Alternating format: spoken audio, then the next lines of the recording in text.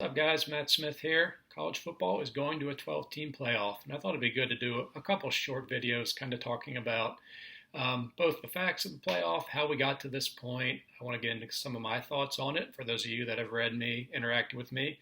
Thursday was not a good day for me. It was a battle that I knew I was going to lose eventually, but I was hoping for a split decision after 12 rounds. I think I got TKO'd in round 4 on Thursday with how quick and how severe this thing went to 12 teams. So we'll start here with kind of an overview of the format. The 12 teams was a surprise, of course, but the 4 buys, I think a buy is sexy when you're putting together a bracket. It's incentive for a team. The fan bases seem to like buys. Whether or not they actually do mean something, there's at least the thought that they do. So there will be 4 buys, and they will go to the 4 conference champions ranked highest in the polls. So there will be no at-large teams. Notre Dame obviously isn't eligible for a buy, but all your top 4 teams will be conference champions. The top 6 conference champions are guaranteed spots. Rather than the top or the 5 Power 5 champions and 1 Group of 5 champion, which was the conventional wisdom for how this would ultimately shake out, they're taking the top 6. Now, this avoids a situation like, say, that 2018 Pitt team that was 7-5, won a terrible Coastal Division, and played Clemson for the conference championship. Had they won that game, they would have finished 8-5, probably number 25, if that.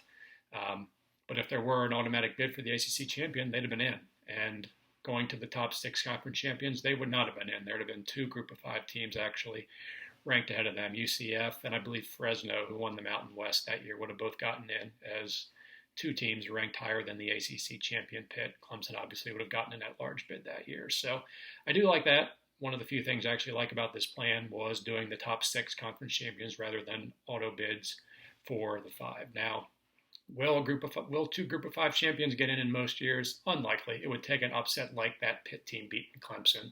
We've only had one instance in the 14 playoff model where a Group of 5 champion has been ranked ahead of a Power 5 champion. That was UCF in 2018, was 1 spot ahead of Washington. They were number 8 and number 9. So the quarterfinals are at Bulls. Going into this, when the 12-team rumors were being floated out there, I thought they had to do the first 2 rounds on campus. I just didn't think it was fair for teams 1 to 4 that got a bye to not get a home game out of that and all the direct and indirect revenue that comes with a home game. So I was surprised by that, but as I'll get into a little bit later, the Bulls still have a lot of power in the sport. We saw it in the 14 playoff. That's why we've had semifinals on New Year's Eve and December 29th, and why we can't get all these games on New Year's Day because they refuse to tell the Rose Bowl and or the Sugar Bowl to go pound sand. They're going to keep their time slots hell or high water, and that's why we're playing games on a Thursday afternoon at 4 o'clock like we had with Oklahoma Clemson a few years back. So the Bulls still matter. They're going to get their due, and that's why we're going to keep the quarterfinals in the bowl system and, of course, the 2 following rounds as well. So the other logistical note, there's no reseeding, so it will flow like a normal 12-team bracket, like you would in, say, a basketball conference tournament. If the semifinals are if it's number 1, number 4, number 6, and number 7 in the semifinals, it will be 1 versus 4 and 6 versus 7. There will not be reseeding, so you do get the chance for some imbalance there. But to be able to, probably keep the bracket and do a pool, kind of like you would for March Madness, they're going to keep the flow of the bracket alive and not reseed just to give the highest seed team the lowest seed team left, like they do in the NFL and sometimes in the NHL Stanley Cup playoffs as well. So the calendar, it's still a bit unknown at this point whether they're going to use the 2nd or 3rd Saturday of December for the first round games. The 2nd Saturday, of course, is your traditional Army, Navy, and the Heisman in a normal year. So the thing there is if they announce the matchups on Sunday, are they going to try and play all 4 games on a Saturday, or are they going to want to use 1 on Friday night so there aren't any overlapping games? Sunday announcement to a Friday night game, that's going to be pretty tough. So if they do want to have every game in a standalone window, they may bump it to the 3rd Saturday of December, so the 17th, 18th, 19th, depending on the calendar. So maybe then you do 1 on Friday night and then 3, 12:30, 4:30, 8:30, however you want to do that on the subsequent Saturday. So we don't know about that. The bye teams probably would like it on the 3rd Saturday because then you're going to have less turnaround time for the winners to get ready for New Year's Day and the quarterfinals. So that's kind of a look at how the calendar is going to look like. I think it's probably going to be 3 games on New Year's Day and then 1 on January 2nd. They did mention the subsequent day in the release. So if New Year's Day happens to be a Saturday, they'll probably play 1 on New Year's Eve and then 3 on New Year's Day. For the other years, it'll be 3 on New Year's Day and then probably 1 in prime time on January 2nd. Again, I don't think they want to play concurrent games on New Year's Day, which you'd have to do to get 4 college football games in. So, and then the semifinals, I think they did say in the release it's not going to be a doubleheader, so I think Saturdays are out. Primarily because the NFL is going to play Saturday, probably the first 3 weeks of January. The season's going on longer. They're going to play week 18 now, 2 games, and then the wild card will have 2 games. The divisional round will have 2 games. So I think Saturday's out. So I think we're looking at weeknights again. So the first season of the playoff, 2023, that would have New Year's Day on a Monday. So I would think that following Monday and Tuesday would be your semifinals, the 8th and the 9th, we'll say, for that year. And then I do think they stick with Monday for the championship game.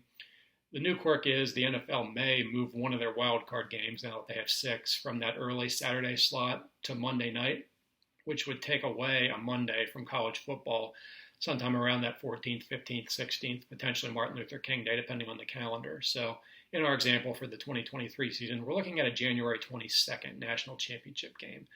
That's pretty late. That's 10 days later than any championship game we've had. So you're getting into the start of the spring semester academic-wise. Obviously, it's only 2 teams. Not a big deal, but you're really extending the sport even longer by having the quarterfinals on New Year's Day and not the semifinals like we've been used to. So in terms of a mock exercise, I'm not using 2020. We've heard it in all the recaps and projections. The Pac-12 didn't even try to play a season. The Big Ten barely did. So I'm going to use 2019. That was our last real season in college football. So I think that's only fair. So for those first round games, you would have a pretty interesting matchup between Florida and Wisconsin. That's probably your best matchup. Sending a southern team up north, that would be pretty fun. Other matchups, not so great. Memphis at Georgia, not going to move the meter much. Based on the rankings, you would have Utah at Oregon in a rematch of a Pac-12 championship game. I think they would jigger the rankings to have Oregon move up from 11 to 10. Then you're going to get Utah playing at Baylor. Not a great game for outside of the diehards. Not going to draw much casual interest there.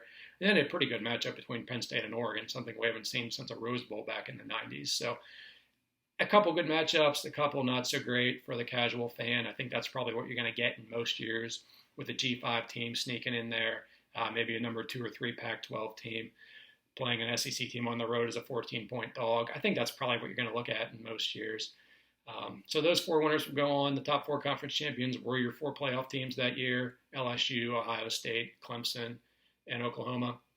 In terms of what bowls they'll go to, my hunch is they'll keep the Rose and the Sugar Bowl as permanent quarterfinals in those New Year's Day slots. And then they may rotate the other 2 in pairs. Let's say for the first year, they're going to have the Orange Bowl and the Cotton Bowl as quarterfinals, and then the Fiesta and Peach Bowl will be the following week as semifinals. And then the next year they'll flip. So that's kind of what I would envision. Again, 3 games on New Year's Day, and then probably 1 the following night on the 2nd. So that's how it would have looked. Quarterfinals, if everybody won, Georgia versus Oklahoma, and let's say the Cotton Bowl. Okay, I would like to see that game in Norman, but whatever. Clemson versus, let's say Oregon wins that game. Oregon versus Clemson in the Orange Bowl. That's a long trip for Oregon. Baylor against Ohio State in the Rose Bowl. It's a unique matchup. Don't recall ever seeing that one. And then we'll say Wisconsin against LSU in the Sugar Bowl as the nightcap on January 1st. So that's kind of what you'd be looking at. Is there much intrigue there? I think you get a couple decent games. 2019 is not a great argument, I think, for expansion people because we had 3 teams clearly above and beyond. Oklahoma was the 4th team in. They got run by LSU. But we only had 3 teams that were legitimate title contenders once Alabama lost to Tagovailoa that year. So when using that scenario as how looking at how this would work, I think me and the rest of the 4 teamers have the best argument. In other years, you might get better first and second round matchups. I'm not going to disagree with you there. But looking at 2019, I do think you get some first or second round matchups that could be pretty big stinkers. So not that we haven't seen that in semifinals, but that's just the way it's going to be. So why 12 teams? Well, so the working task force was made up of Greg Sankey, the SEC commissioner, Bob Bowlesby, the Big 12 commissioner, Craig Thompson, the Mountain West commissioner, and Jack Swarbrick, the athletic director at Notre Dame. And in their call on Thursday afternoon, they made it clear that protecting at-large spots was probably the biggest factor in why 12 won out over 8. With 8, you're either going to have, in most models that were projected, 5 Power 5 champions, 1 Group of 5 champion, and 2 at-larges, or just the 5 Power 5 champions and then 3 at-larges. So you're having either probably 25% of the spots for at-large teams, If you go 5-3, it'd be 38%. But with 12, you have 50% available to the at-large teams. And again, two of the people on that committee were Greg Sankey and Jack Swarbrick. The more at-large access is going to benefit the SEC, and it's going to benefit Notre Dame. It's a working task force. They represent the NCAA, but they also represent their employers. And I think that was clear in them laying out why 12 ultimately won out over 8 is to keep that 50% at-large access. Obviously, it's 100% now with no guaranteed spots for conference champions in the 14 playoff. But moving to an 18 playoff and locking 6 teams in, that only leaves 2 spots available for at-larges. Probably not going to get both spots going to the same conference, even though the SEC probably would think it would. 12 is much better for the SEC with having a chance to get, say, 4 out of the 12 spots like they have in some of the New Year's Six lineups over the past couple of years. So, and also I think 12, it alleviates a problem with conference championship game losers. In an 18 model, say you had Georgia finishing 11-1, Alabama finishing 12-0, and Texas A&M finishing 11-1. Georgia has to play Alabama. Let's say Alabama wins. Well, Georgia gets knocked out below Texas A&M. They're probably not in an 18 playoff because you're probably not going to get both at-large spots from the same conference. But with 12, they're both going to get in. You don't have that debate over, well, Texas A&M was sitting around doing nothing on December 5th. Why did they get priority when Georgia had to play Alabama in that extra game? So I think that was also a consideration, is that your conference championship game losers, if they were a legitimate team and didn't just win a bad division, I think they're probably going to be okay to get in the 12-team format, while 8, they probably get shut out. So that's the overview of things. I'll have a couple other videos. I want to get into why I don't like it, why I prefer 4 teams, why I actually prefer a different model that has no chance of ever happening.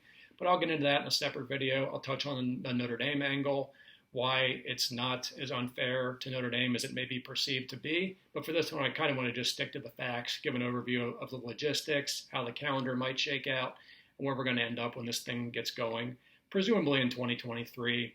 I think they'll go through the 2022 season, of course. That'll give another 3-year cycle where all 6 bowls get to host a semifinal. And maybe they would delay it one more year so the Rose and Sugar Bowls could get their full house semifinals, which they couldn't have this year because of COVID. So either 23 or the 2024 season, I expect this to get started. So 2 or 3 more seasons with the 4-team model. I will enjoy them. This is certainly the biggest overhaul the sport has seen. It's kind of like going from the pre-bowl alliance back in the early 90s, going right from that into the 14 playoff without the interim steps of the bowl alliance and the BCS we had for the better part of 20 years there, from the mid-90s to the mid-2010s. So that's the summary of things. Let me know what you guys think. Review, rate, subscribe. Reach out to me on Twitter at MattSmithCFB, writing, of course, at southernpigskin.com. And I'll talk to you guys soon.